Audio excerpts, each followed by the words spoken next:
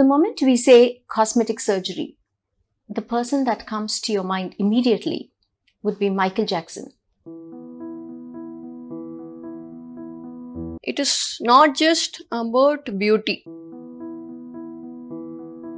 So what is the percentage of women really coming now? Do you see that Like neck pain, back pain, and shoulder pain. the moment we say cosmetic surgery, the person that comes to your mind immediately would be Michael Jackson, for he went under the knife several times to look the way he looked. Cosmetic surgery is not just about beauty and looks, says Dr. Preetha Rani, cosmetic and plastic surgeon at the Royal Care Hospital. There are several other issues that cosmetic surgery could redress, and that includes flat chest and enlarged breasts among women, which lower their self-confidence and self-esteem to a great extent. Let us listen in to her to check out how these kind of surgeries could be a morale boost to the women who come up with issues of disproportionate body structure. Let's listen in. Hello, doctor. Yeah. Hello.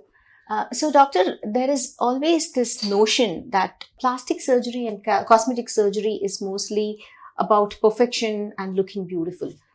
Is that really a misconception? Do women really come with problems, issues that require plastic and cosmetic surgeries? Misconception that cosmetic surgery is done to a normal people, which it is only done only for beauty.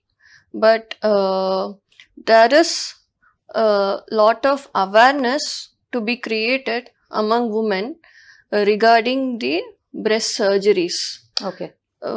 Breast health awareness, I would like to say. It is not just about beauty. A lot of women need help from us. That is because lot of women are shy, or they have inhibitions to come forward and to seek solutions for problems regarding their breast. They are shy to speak about the breast problems. It is important we create this breast health awareness. It is important to consider breast as an organ of our body, very much like the heart or the liver, because it plays an important role in defining gender and body image. Women who come and seek consultation for breast problem, they are either shy or they feel they to come forward and to ask solutions for problem regarding their breast. We face women with two kind of issues. One, women with very large breasts disproportionate to their body size. We call it as macromastia. In common terms, it is like women who have disproportionately large breasts, and these women are psychologically affected because of that. The reason is not obesity. The reason is not obesity. Okay. Even in normal individuals who are not obese, they have slightly disproportionate larger breasts. And breast, if you see, when a girl attains puberty, from that time the breast starts developing through pregnancy, and when she starts breastfeeding, so that time the breasts start enlarge.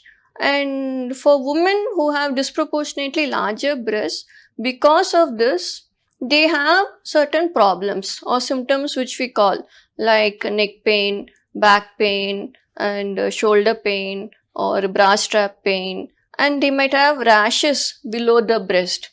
So when they go out, they find it difficult to buy clothes that are convenient for them or that suit them, or even brassiere that supports them. So these women should come forward and seek treatment. So what is the percentage of women really coming now? Do you see that not many are coming forward? Compared to the West, in India, especially in Tamil Nadu, the number of people who come forward and seek help is very less. Okay, so doctor, this is both in the case of enlarged breasts, also in case of very small ones, and also I think there are cases of women who have breasts one of each shape. I think you have cases like that also, right? What is the reason and how do you address it? It is very normal. Both the breasts are never of the same size. Mild disproportion is common. Okay. But for women who have greater disproportion between both the breast size, we do have solution depending on the need, what the woman asks and what is appropriate for their body type. That is what we would like to provide them. Okay. So when it comes to breast augmentation, is it the silicone procedure, doctor? Because we have read a lot of negatives about silicone implants, that it has a lot of side effects. There are several other complications that develop post-procedure. So is there something new that has come up now, or could you explain what it is? Yeah. So breast augmentation is what we do for women who have smaller breasts, and disproportionately they are small when compared to their body size. So they feel shy, or because if they have a flat chest, their confidence levels are low. We wait until a certain age beyond puberty when the breast starts growing in size, and then once they've become an adult, we offer them. Two types of surgeries are available. One is breast implants and the other using autologous tissue, which we call breast augmentation by autologous tissue. Okay. That is, we use fat grafting. Okay. That is using liposuction. What we do is through liposuction, you remove fat. We remove fat from the areas in the body where there is excess fat. Okay. That's purified and injected by a small hole, pinhole surgery we would like to term, into the breast. Okay. So each sitting, each breast around 150 to 200 cc of fat can be injected. This might require more than one surgery depending on the body habitus of the individual, how much fat reserve she has and her expectations. But it does not have the side effects of the implants. Silicone implants. Silicone implants. Okay. But I will also like to add, silicone implants, the latest US FDA approved silicone implants, they are of very good textured implants of anatomical shape, and they give a very natural feel to the breast.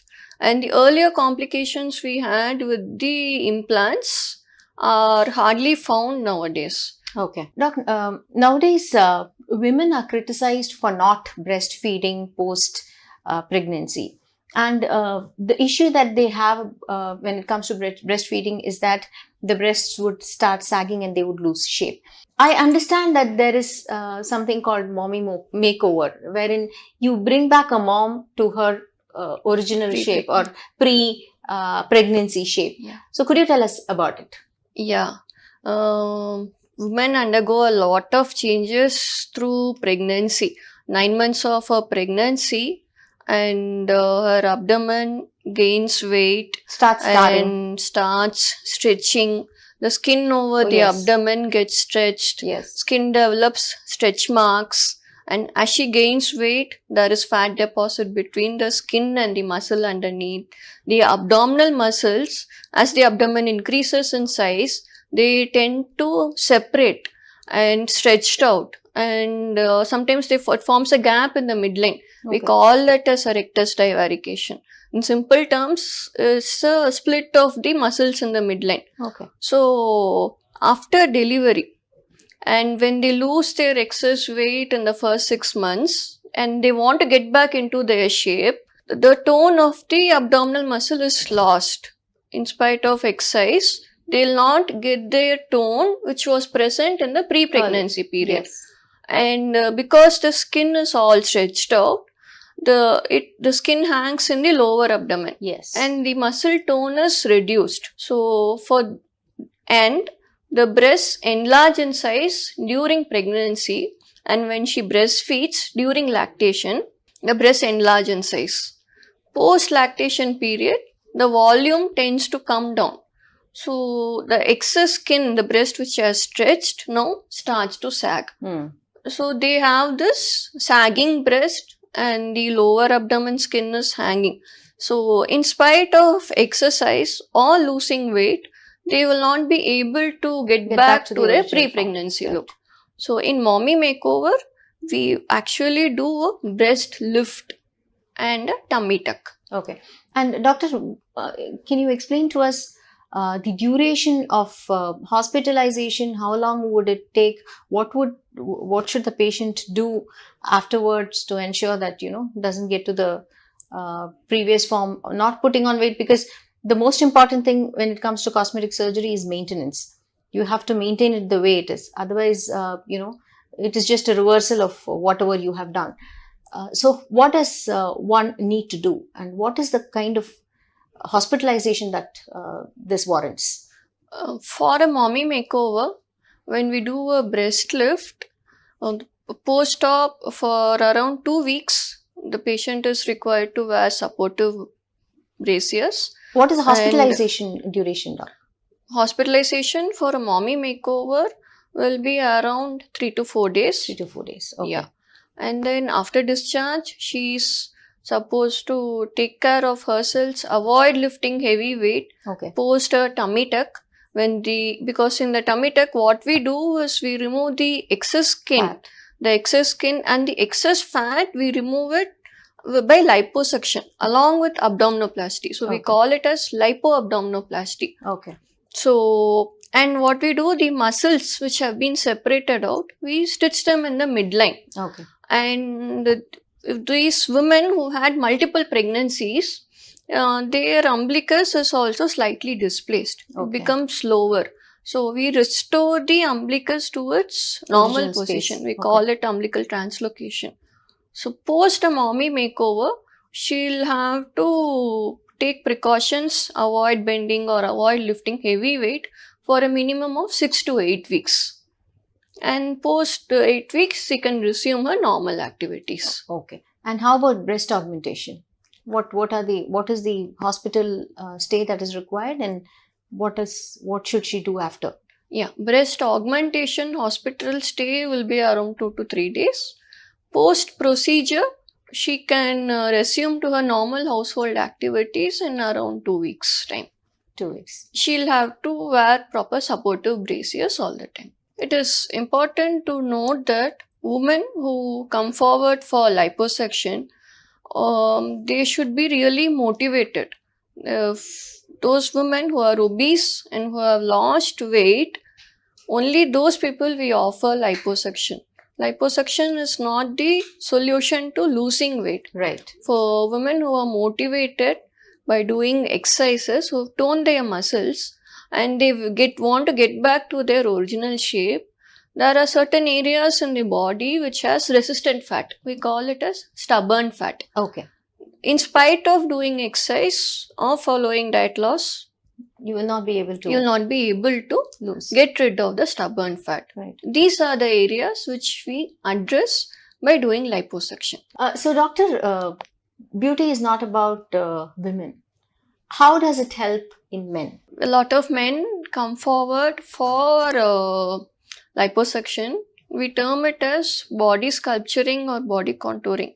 That is, men who've been obese and they need to be extremely motivated, follow diet and exercise, lose extra fat, and liposuction we offer to get rid of the stubborn fat. Okay. Stubborn fat occurs in the areas like in the chest, lower abdomen, and in the hips. Few men, in spite of exercise, they'll have disproportionately larger breasts and they are shy to come out. Right. So these individuals, we do a thorough workup including their hormonal examinations, and when they are completely normal, what we offer them is liposuction to decrease the excess fat in the chest. Okay. Thank you so much for talking to Go Air Post, Yeah. Doctor. Thank you. Thank you.